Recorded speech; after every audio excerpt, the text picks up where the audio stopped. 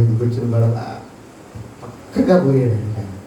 కానీ ఇంకొకడు వచ్చాడు, మంచి సమయం, స్తోత్రం కలిగి సమరయుడు అంటే ప్రియమైన దేవుని బిడ్డలారా సమాజంలో ఎందుకు పనికిరానటువంటి కడుదేన స్థితిలో ఉన్నటువంటి ఇశ్రాయేలులో ప్రియమైన దేవుని బిడ్డలారా సమరయులు ఎక్కడ ఉంటారయ్య అంటే పైన యోదయ ఉంటే కింద గలలయ ఉంటుంది, ఇద్దరి మధ్యలో సమరయులు ఉంటారు.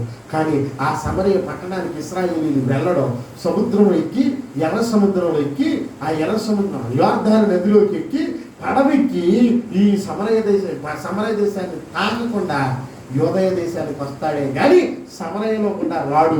ఒక్క యేసయ్య మాత్రమే సమరయ పట్టణం గుండా వచ్చాడు. స్తోత్రం హల్లెలూయా. అంటే సమరయుడు సమాజంలో తగ్గింపు కలిగిన వ్యక్తి, ఎందుకు పనికిలేని వ్యక్తి, నేను సమాజంలో గుర్తింపు లేనటువంటి వ్యక్తి. ప్రియమైన దేవుని బిడ్డలారా గుర్తింపు లేని నిన్ను నన్ను ప్రభువు ఎన్నుకున్నాడు. ఎందుకో తెలుసా? ప్రియమైన దేవుని పిల్లలుగా ఉండడానికి. స్తోత్రం చెప్పు. ప్రియమైన దేవుడి బిడ్డగా ఉంటే దేవుడి స్తోత్రం చెప్పు. కావాలని కోరుకుంటే దేవుడి స్తోత్రం చెప్పు. ఆ సమరయుడు ప్రియమైన దేవుని పిల్లాడు. అందుకే వాడి గురించి దేవుని వాక్యం సెలవిస్తుంది. వాడు ఆ స్థితిలో ఉండడానికి చూస్తుంది. వాడు మొట్టమొదటిగా సమరయుని మనసులో ఏం కలిగిందో తెలుసా? స్తోత్రం కలిగినది. హల్లెలూయా.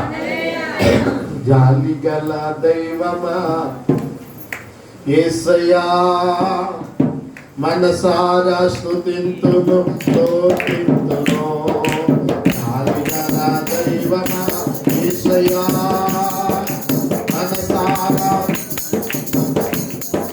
నిజముగా నా యొక్క పాపములను నిజముగా మా యొక్క పాపములను మోసుకుని కట్టబడి ఏడవబడిన స్థితిలో ఉంటే జాలి కలిగిన దేవుడు మన మీద జాలి పడ్డాడు. స్తోత్రం. ప్రియమైన దేవుని పిల్లలను ఉండాలి అంటే మొట్టమొదటి నీలో ఏముండాలి? జాలి. రెండవది చూద్దాం. చూడండి ప్రియులారా, సమయం అయిపోయింది. ఒక్క 3 నిమిషాల్లో నేను ముగిస్తాను. 3 నిమిషాలు లెక్కెట్టుకొని 3 నిమిషాలు. స్తోత్రం కలిగినగా. హల్లెలూయా. చదవండి.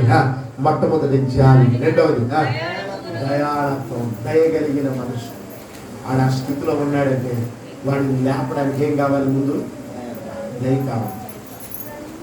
మన భారతదేశంలో వాంతి చేసుకునే వాళ్ళని దోషులు పట్టడానికి కావలసిందేంటో తెలుసా? చెప్పండి, ఏం కావాలి? దయ. ఆ దయ మనందరికీ ఇస్తాను. స్తోత్రం కలిగి నీకు ప్రజలు చూసినప్పుడు దయ కలగాలి, ప్రజలు చూసినప్పుడు జాలి కలగాలి.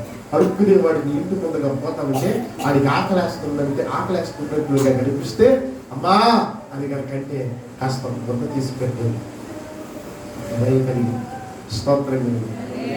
ఆ ముద్ద నువ్వు పెడుతున్నావు, నేను ఆయన ఎవరికో పెడుతున్నాను అనుకుంటున్నావు. కానీ ప్రభు అంటాడు ఒక రోజు, తీర్పు రోజు, ఇదిగో అడుక్కునేవాడు కానీ ఇంటి ముందుకు వచ్చా, ఆ రోజు నాకు ఆహారం పెట్టారు కదా. ఏం పెట్టా? నేను ఎప్పుడు పెట్టాను ప్రభు? ఆడే గడ్డం పెరిగిపోయి జుట్టు పెరిగిపోయి పిచ్చోడు వెళ్ళే వచ్చాడు చూసావా, అప్పుడే పెట్టాను. హల్లెలూయా. హల్లెలూయా.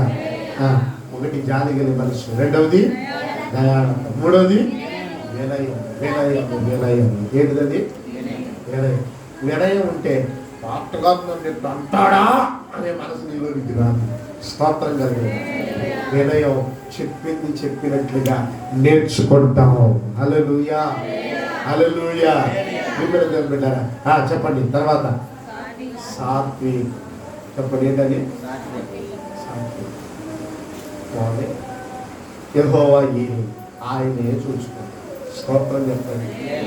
హల్లెలూయా. సాత్వికుడా దీనులను కరుణించే నా యేసయ్యా. సాత్విక. తర్వాత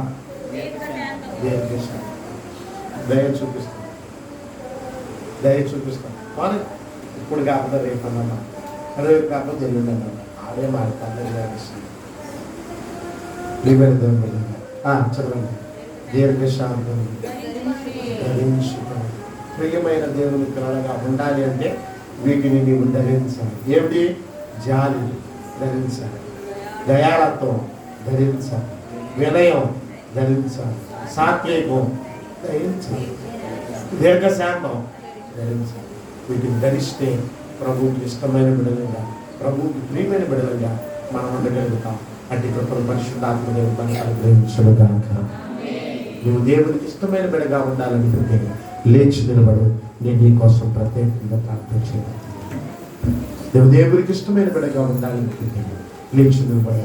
ప్రభువుకి ఇష్టమైన బిడ్డగా ఉండడానికి ఈ రోజు నుంచి అయినా ప్రయత్నం చేయండి. ప్రభువా, ఈ 2021 సంవత్సరంలో నేను నీకు ఇష్టమైన బిడ్డగా ఉంటానైనా అని ప్రభు దగ్గర తీర్మానం తీసుకో. జాలి కలిగిన బిడ్డగా, కరుణ కలిగిన, దయ కలిగిన బిడ్డ, దేశాంతం కలిగిన వారిగా మనం ఉండడానికి మనం ప్రయత్నించాము. ప్రార్థన చేసుకుందాం. దయాళుడైన తండ్రి నీకు వందనాలు. ఈ మాటలు విన్న ప్రతి బిడ్డ దీవించబడును గాక. దయ కలిగిన బిడ్డగా ఉండును గాక. ప్రేమ కలిగిన బిడ్డగా ఉండును గాక. దీనికి దయాళత్వము కలిగిన బిడ్డగా ఉండును గాక. వినయము కలిగిన బిడ్డగా ఉండును గాక. సాత్వికము కలిగిన బిడ్డగా ఉండును గాక. దీర్ఘశాంతమును ధరించుకొందును గాక. మీ బిడ్డలు నాటి ప్రభుత్వం నింపమని కేవలం మీరు మాత్రమే మహిమ పొందడం. మీకు ఇష్టమైన బిడ్డలుగా ఈ 2021 సంవత్సరంలో మేము జీవించుదుము గాక. మీ దీవెనను మేము పొందుకుందుము గాక. నాటి ప్రభుత్వం నింపమని యేసు నామమున అడుగుచున్నాము తండ్రి. పాట పాడుతుండగా కాంగ్రెస్ సమర్పించి